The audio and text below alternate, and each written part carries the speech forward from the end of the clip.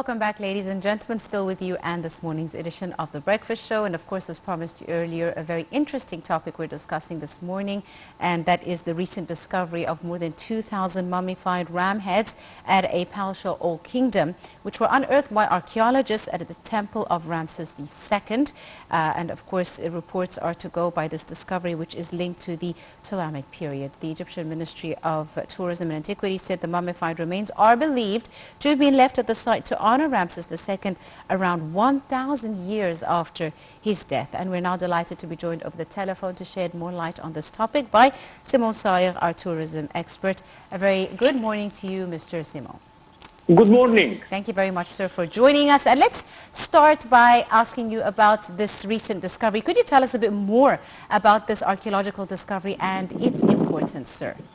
Well, actually, the American Archaeological Mission that is affiliated with the New York University, they are working in the area of the temple of King Ramses II in Abydos.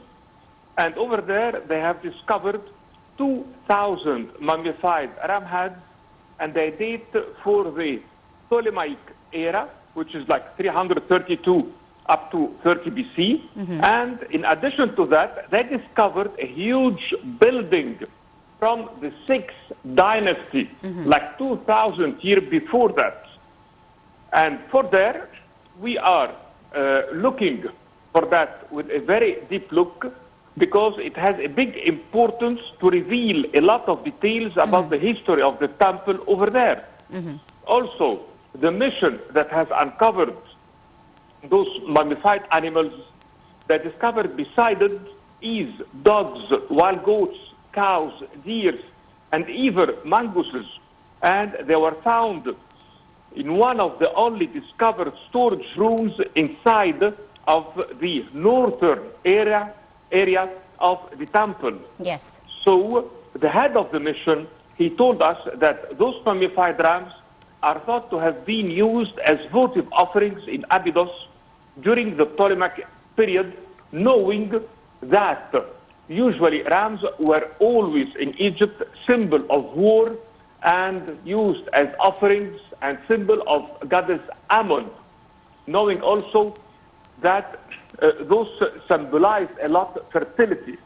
Meanwhile, the huge uncovered building over there that dates to the 6th dynasty is characterized by a unique architectural design that has been distinguished over there by its thick walls, and we're talking about 5 meters wide.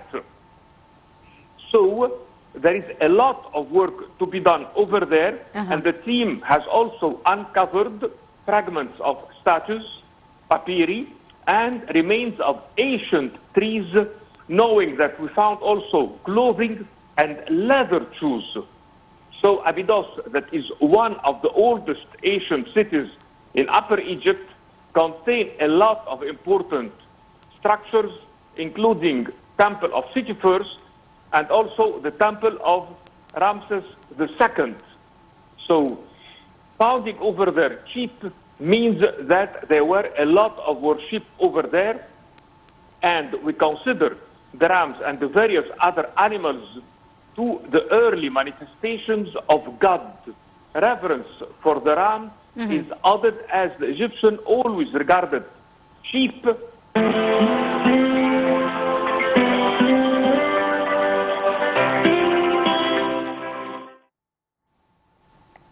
Hello, Mr. Simon? Mr. Simon? Mr. Simon?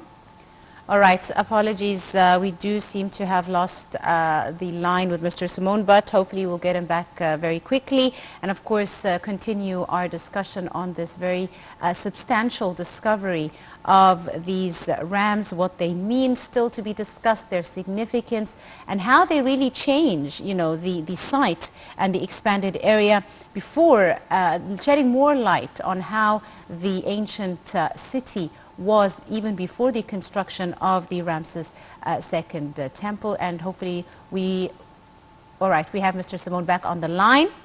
Mr. Simon, can you hear us, sir? I'm sorry for that.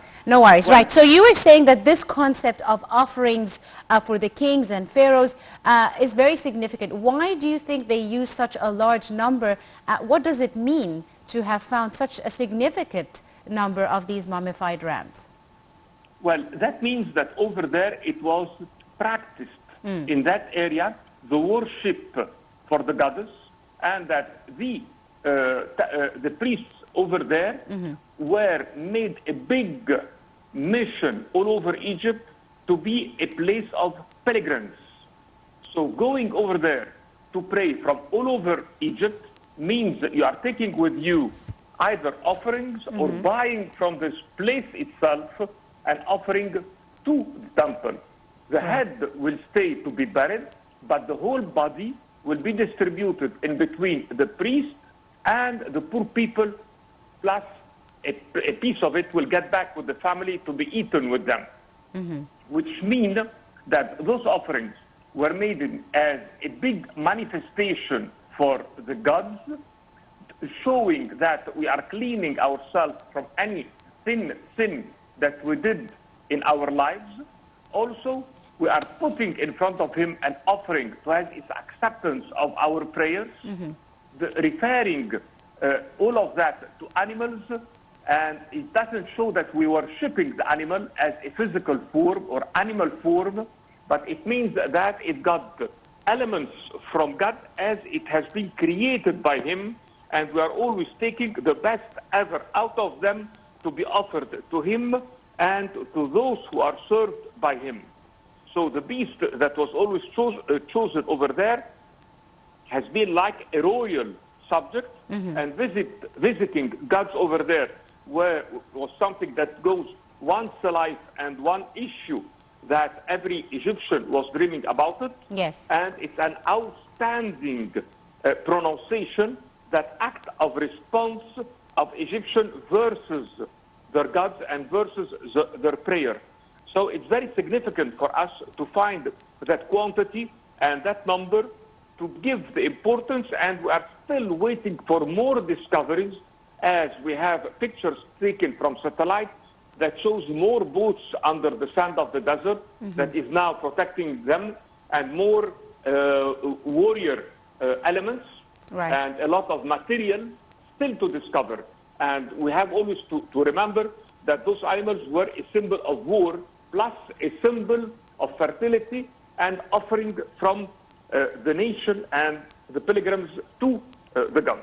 Absolutely right. Mr. Simon, how do you see, such a discovery as helping researchers restructure and reestablish a sense of the ancient landscape before the construction of the Ramses II temple in this area? Well, this area did have, from the beginning of the Egyptian dynasties, a lot of religious activity. Yes. Because we didn't start by Upper Egypt as nowadays Luxor and Aswan, but we did start in this area, which is Sohag and Asyut, as they were very rich in their agriculture production. And when the province itself is rich, that brings a lot of other architects, engineers, scribes, and an organization that will be economical and political one. Right. From there, the religious people can be present and can create from that rich nation and that rich province temples, prayers, and get organized. So Abydos, let's say, it's a memory for Egyptians about the startup of history. And that's why Osiris is over there, and we say always that he was buried in his city in Abydos, which means the beginning of our history started over there. The point is that the agriculture land has been narrow than before because of the shifting of the Nile, plus the desert that had advanced and covered the old monuments. From here, we have to uncover the sand one more time, which is a huge process, very expensive, takes a lot of time, a lot of effort, plus it needs a lot of technology and know-how, because taking that sand should be very precise, a very precise location, otherwise it's endless. So Abydos is very rich by its great temple and most ancient town, and a lot of other buildings we are expecting to find over there, and the history of the area will always stay in the memory of everyone as the origin of our history. Still tombs to be discovered over there from the pre-dynastic period. We're expecting a lot over there. We're talking about 3100 BC. And also, we are expecting to find temples that has been rebuilt, as we have a lot of signs for that. The first dynasties of Egypt, like with the king Narmer, has been regarded over there, and he and his successor, the king Aha, or AHA, he was at the first period, has also left us boats. Some pharaohs of the second dynasty were buried in Abydos, and a lot of enlargement has been done in the temples over there, a lot of funerary enclosures, a lot of, let's say, great efforts, and there is a fortification over there in the desert, and there is a town with three kings of the second dynasty. Let's say it's the most complete area that will be in our future when we work and we finish our work over there. Absolutely. And of course, with all these new discoveries, as you mentioned, sir, every time something new is uncovered with regards to the ancient Egyptians, their rituals, and how they lived. Now, these mummified remains are believed to have been left at the site to honor King Ramses II about 1,000 years even after his death. Could you tell us a bit more about some of the significant rituals that were done during that time to honor the different kings and queens of that period?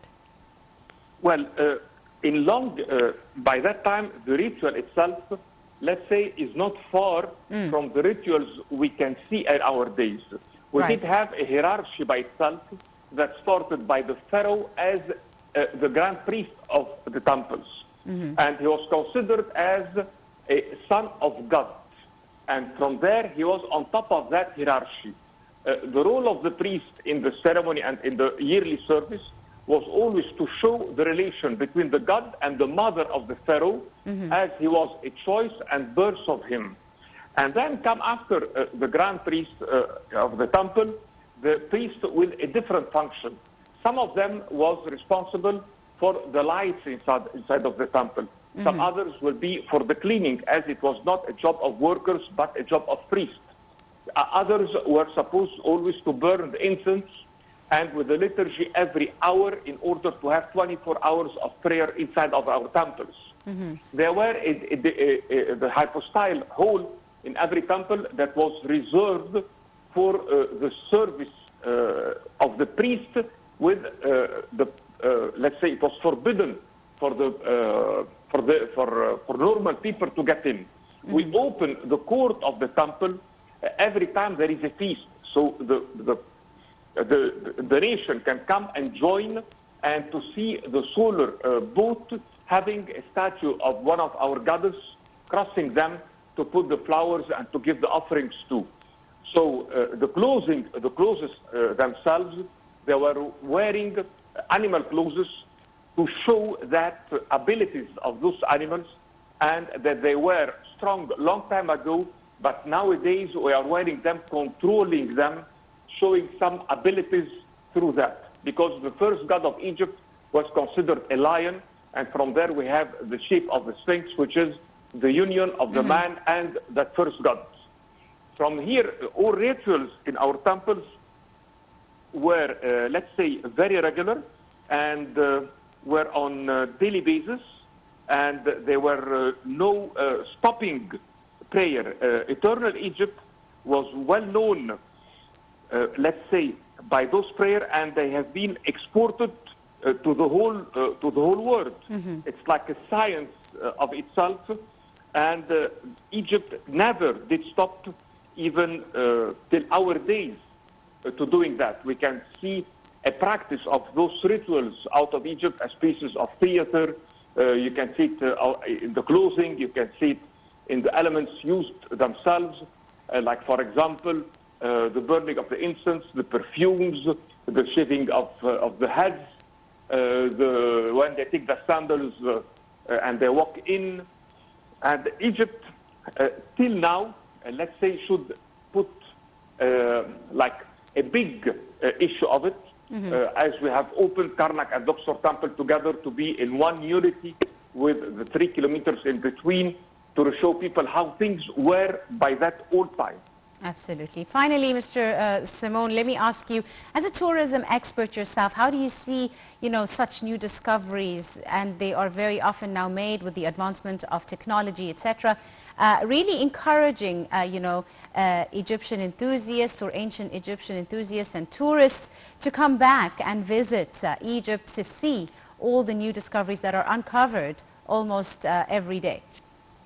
Actually, it's a big success, and nowadays, if you try to book a room in any hotel or any cruise, it's fully booked.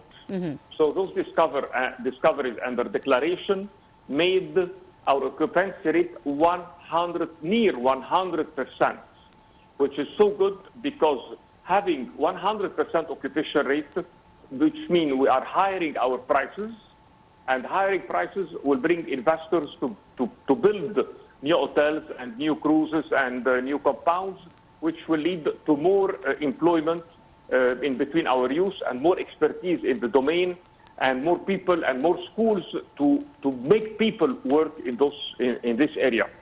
So yes, all of those discoveries have helped a lot in Egypt to promote tourism and to make more business to the country and to make it more glory. And from our side, we are building a lot of infrastructure, for example, so our cars can park, so the entrance of the museums and temples could be very easy. We are making longer hours of longer working hours in all our sites. So it's very attractive, and the country is very, let's say, is very advanced in that domain. Absolutely. I'd like to thank you very, very much, Mr. Simone Sayegh, our tourism expert and our guest for this morning. Thank you very much, sir, for your time and your insight and for joining us on this morning's edition of The Breakfast Show. Ladies and gentlemen, a short break, and we will be back for more. Do stay tuned.